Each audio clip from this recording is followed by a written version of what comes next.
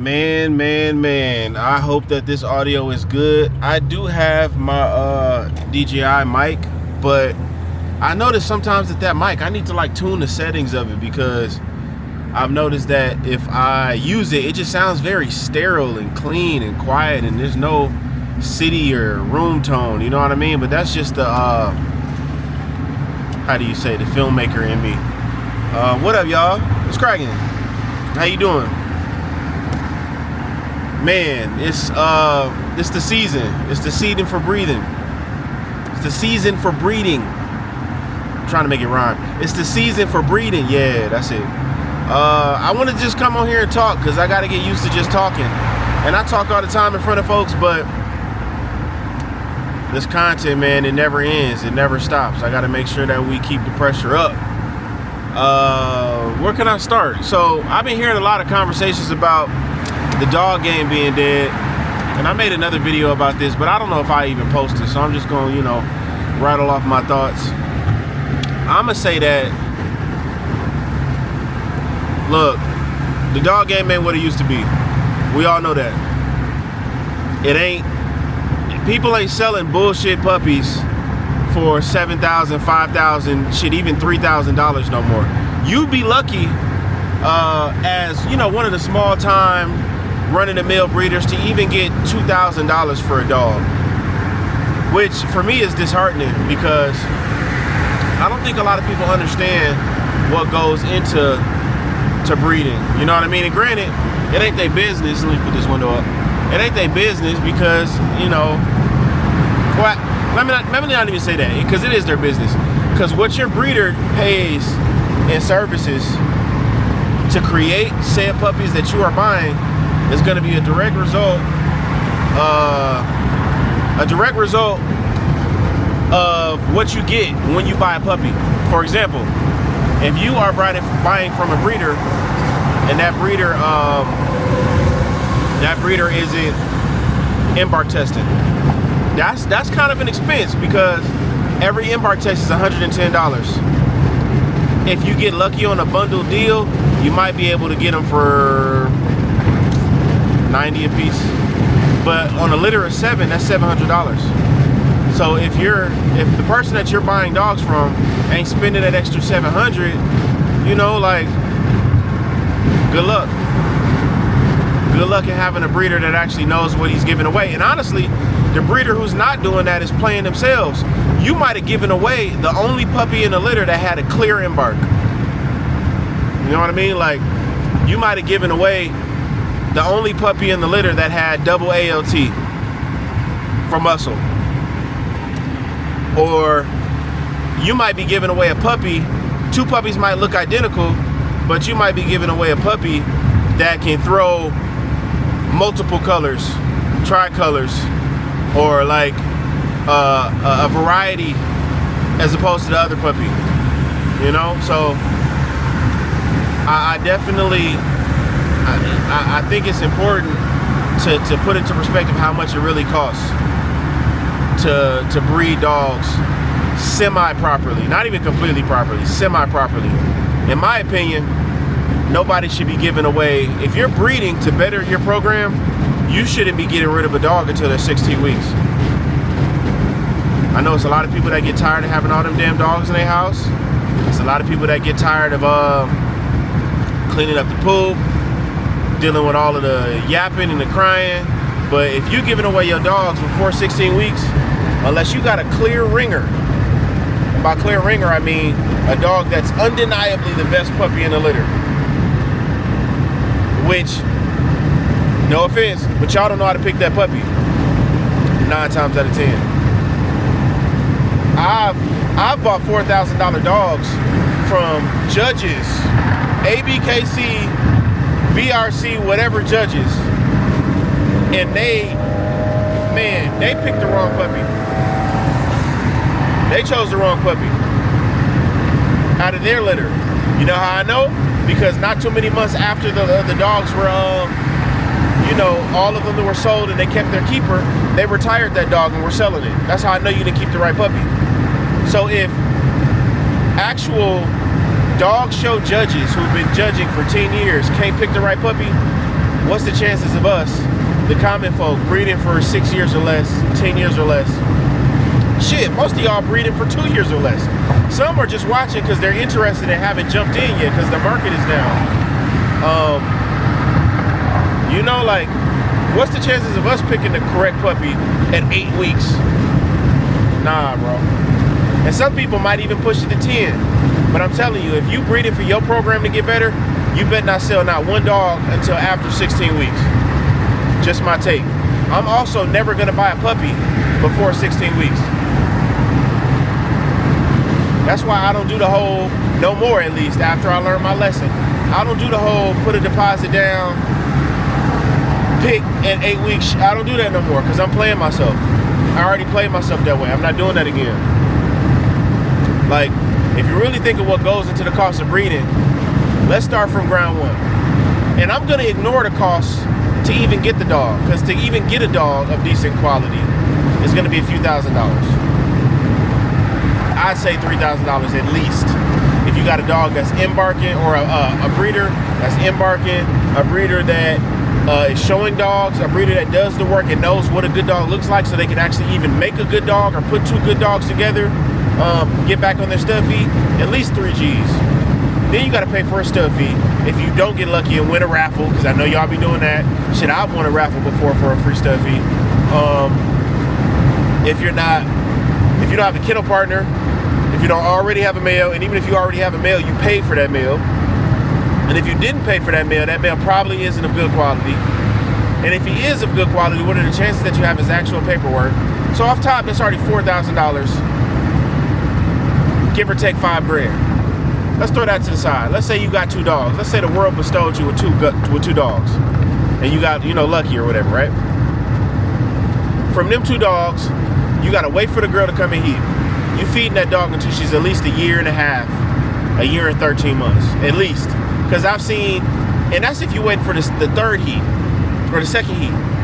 They say that no matter whether you wait for the 3rd, the 4th, the 5th, the 2nd heat, every time a dog goes into heat, her uterine lining is being damaged. Her body, as a dog, as a female dog, her uterus is being damaged. Every time even if she doesn't have puppies, her body behaves and acts like she is having a litter. So in my opinion, there's no reason to wait 4 to 3 heats. You can, I get it. Sometimes you need to let dogs mature a little bit. That makes complete sense. Some dogs aren't mature enough. Some dogs shouldn't be bred at all, no matter how old they get or how many heats they have. But in my opinion, I think the 2nd heat is fine. That's just me. Depending on the dog, their temperament, how they behave, how they are as a dog, as not as a person, but you get what I mean. And if you wait, you're going to be waiting at least until she's 1.5 years. So you have to feed that dog, vet bills, skin care, shots, all of that. That price could be anything. It could be unlimited, honestly. So you can go up to 20 grand in vet bills if the wrong thing happens. If she tears a leg or ACL, if she hurts herself, if she falls down the stairs, if she, anything. But let's say it goes perfect. You're still paying for shots, vet bills. That's gonna be at least, and food. You're at least paying $1,000. At least $1,000, I would say. Maybe $1,500 to keep this dog alive and taken care of properly for the first 1.5 years of her life, 2 years. Then you got a PG test. If you're doing it the right way. I know old school breeders, in my opinion, that's a waste of time. If you're gonna waste the stud owner who you paid quality money for on a guess, that's on you, boss. I wouldn't do it. That's just me. But a PG test is gonna be $85 each. If you go to the vet, it could be more. It could be $95. It could be $105. And on top of that, the table fee. Every time you go to the freaking vet, they want to charge you a fee just to examine your dog. Look, bro, I don't need my dog examined. I just need you to do this ultrasound. I just need you to draw blood. I just need you to blah, blah, blah. I don't need the extra add-ons. But they're going to do that. So that's going to at least be $85 or more per PG test. And just to be clear, the table fee is going to be $90. So you're paying $185, $165 for a PG test. You're going to need at least, in my opinion, if you're doing it right, we talking about if you're doing it right, not if you're doing it skimpy. 3, if you're lucky, to 5 PG tests to determine when the proper time you are going to get this girl pregnant. 1, to figure out her baseline before 10 days, maybe day 7. 1 at day 10 to see where she's at. Another in a day or 2, depending on what your levels were on day 10. If she hit a 5 or whatever the number is for your machine, whether it's an IDEX or a WANFO, to see if she spiked and she hit ovulation. Because as soon as she hits ovulation, most people don't know, you don't count 63 days from when you did your AI. You count 63 days from ovulation. Because every time a girl goes into E, her body treats it as if it's the same. So, off top already, you are going for, that's 3 tests.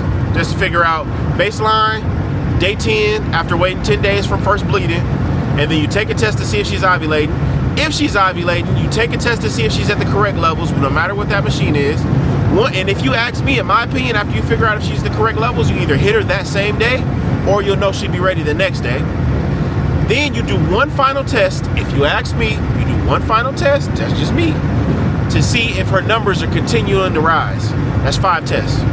That's 85 times 5. If you didn't buy your own PG machine, which would be $2,100, $2,200, I have my own PG machine after going through it. And it'll be $10 a test at that point. A box of tests are like 110 bucks for 10. It's like $11, $12 a test. But who's gonna do that on their first breeding? Not very many people. Who's even gonna have the liquid to be able to do that? You know what I mean? So, that's 5 tests. If you're doing it right, you're already spending $500, $600 just to get her AI. And that's if she took. Now, assuming she took, you're paying for prenatal vitamins. I would never have a litter without prenatal vitamins. And if you aren't going to do prenatal vitamins, in the very least, you have to have folic acid. In the very least, you have to have folic acid.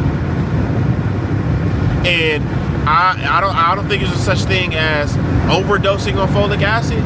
So I would, in my opinion, go for more folic acid in her diet than less.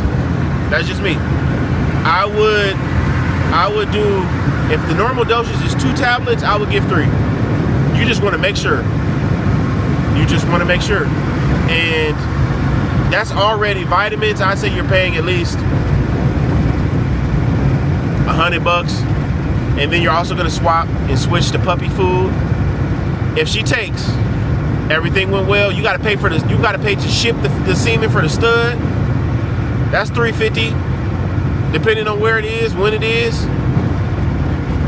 You know, already thousands of dollars into it. I'm gonna have somebody in the comments add up all of the costs, and then you get down to the time where you at week 4. Right now, I've got a litter that's about to hit the ground in 4 or 5 weeks. Osiris and Zeus. I'm taking Osiris back to her dad, and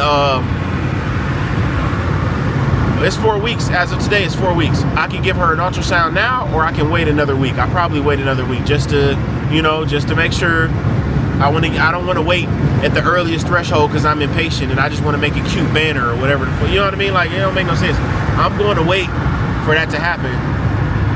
Maybe another week. I'll do next Sunday, and then she'll be 37 days. No, she'll be 35 days because it was 28 days, whatever it is, in that month. And or there was 30 days in that month. And I don't know. Dang, did I get the math wrong on that? Whatever it is, she gonna be whatever. She got bred on the last day of the month, last month, and then this Sunday, which is today, she is officially 4 weeks even. So that's 28 days, 7 times 4. So I'll probably wait another 7 days. That'll be 35 days. And then after that, I gotta pay for an ultrasound. If I go to a vet, it's $90 off top for the vet. Hopefully you got like a local hustler that's in your city or in your state that sells dog reproductive services and can do an ultrasound for you with one of those machines. I'm so close to just buying one myself, but I don't feel like I need to at this point because I'm not really ramping up on my litters. Not until I get a little further down the line and create a stud that I think is going to generate me a lot of income to justify me investing more in my dog business. But like, that's $90 plus whatever the ultrasound be. The ultrasound might be another $65 to $100. You're paying $190 for an ultrasound. You got to wait till day 45 at least to get an x-ray. An x-ray is going to be at least $190 plus the table fee. You paying 200 and whatever the F dollars for that. And then once you do the ultrasound, you confirm the litter. Cool. If you are a proper stud person, you gotta market your litter, right? So you gotta make a banner now. Your banner's gonna be 45 to 65 bucks. Hopefully you pay somebody in Argentina or whatever, because they are the best, hardest workers, best graphic designers that I know of, and they convert the US currency into their currency, so they're technically being paid a little bit more, so I don't feel as bad about paying them, you know, cheap.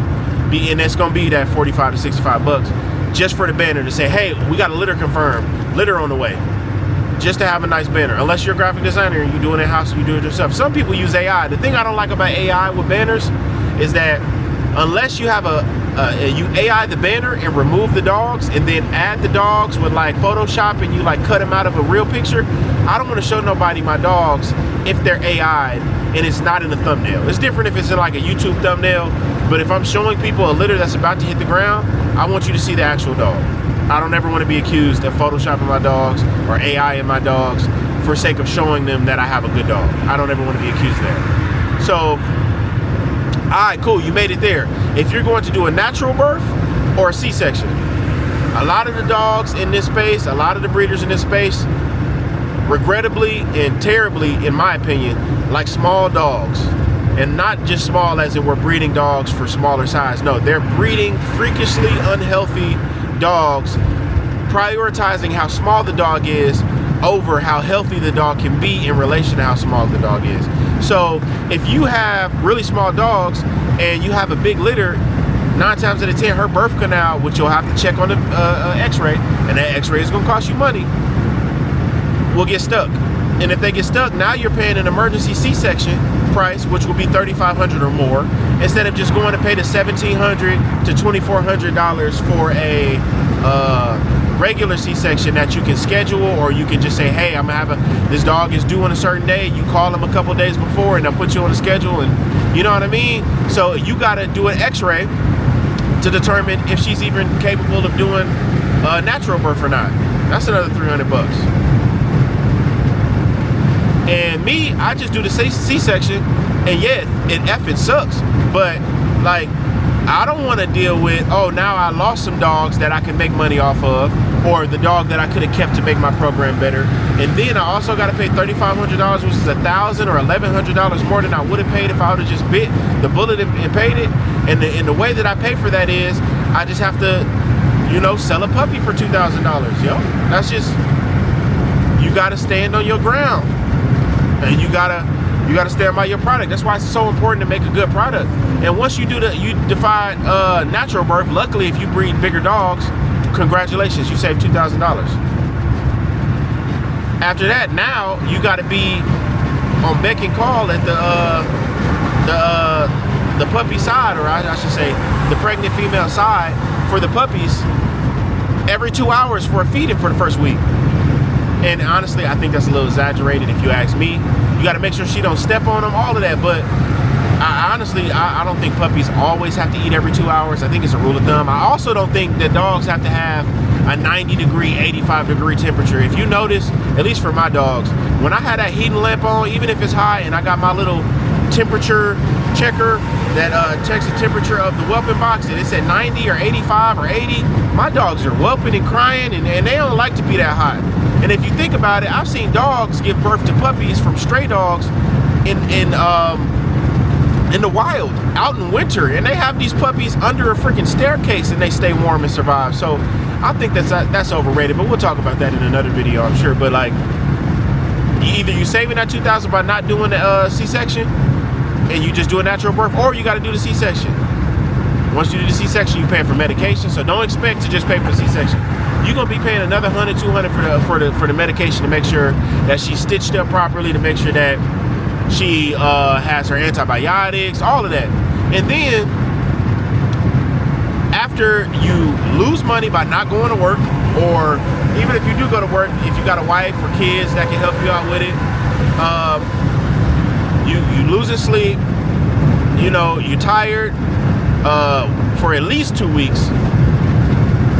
If you make it past that first week, you close to being in the clear. You make it past 2 weeks, you're absolutely in the clear. All of the puppies made it. Congratulations.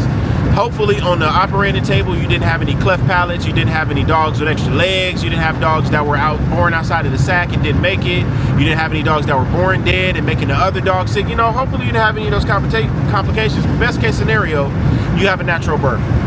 But that's not gonna happen in the American Bully breed, 9 times out of 10. If you ask me, just my take with smaller dogs. Pockets, which are all the rage, is smaller. So now the puppies are getting older. You got to pay for shots. Sure, you can go to Farm and Fleet or Fleet Farm or Tractor Supply and buy a round of 10 doses and get the Spectra 5 or the Spectra 10 or the Spectra 7 or the Spectra 9 Plus with Lyme or whatever it is. But you got to give them shots. I think it's 6 weeks, 9 weeks, and then 16 weeks. That's 3 different doses. So if you got a pack of 10 and a litter of 7, you're buying at least three packs. Each one gonna be $100. I normally go to Valley Vet Supply and I order it online and they ship it to me in a day, 2 days, and it's chilled. But that's another $200 just to vaccinate your dogs, to make sure that they don't die from parvo or something crazy or kennel cough. And kennel cough, actually, the kennel cough vaccine is separate. That's a separate vaccine, so you gotta buy that separate. That's about $65, $75, whatever it might be, outside of the other $100. Luckily, you only gotta do kennel cough once. And then, after you vaccinate your dogs, you gotta get their ears cropped. If you want them to be show dogs, if you want them to look the best, if you want people to invest in your program, and you don't want the puppies biting each other's ears off, or I should say biting them and getting blood vessels popped in their ears. It depends on how rough your dogs are, you know. Or if they're dogs that are gonna be very active, you don't want it to get caught on anything. It's really a stylistic choice, but for me, it's a safety choice. If I have a house full of a bunch of dogs and they play too dang much, I'm not leaving longer ears on unless they're rose ears that flop over, in which case they're too cute to cut. But now you're paying $270 a dog for ear crop. What's 270 times a litter of 7, the average litter size? Man, 200 times 7, 1400 times let's say 7 times 75. Like, come on now, you spending at least $2,000, $1,750, $1,800 just for the ear crop. So already, and then cool, if you leave it there, you leave it there. That's assuming there's no complications, no umbilical hernias, no accidents, none of the puppies end up getting sick and you gotta rush them into the vet. Like, come on, like, and I know the video's running long, but this is just a lot of perspective that I want to give people. Like, think about it. Ear crop is $2,000. C-section is at least $2,000. That's $4,000. Stud fee is, hopefully, if you got a good stud, $1,500, $2,000. That's $6,000. The girl that you bought was $2,000. At least, and we can go up on that. I say $3,000. But if you want a quality dog that's gonna save you money in the long term, what else? That's not even the incidentals, the shots, the food. We already at $8,000. We ain't calculate shots, we ain't calculate food, we ain't calculate emergencies happening, we ain't calculate going to the shows, the dog shows, to advertise your dogs, the banners, so look, man, look.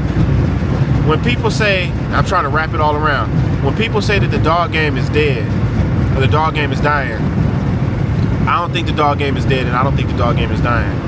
What I think is that the dog game isn't what it used to be because it's no longer making the money that it used to make for people who don't have quality dogs, or people who don't have the clout.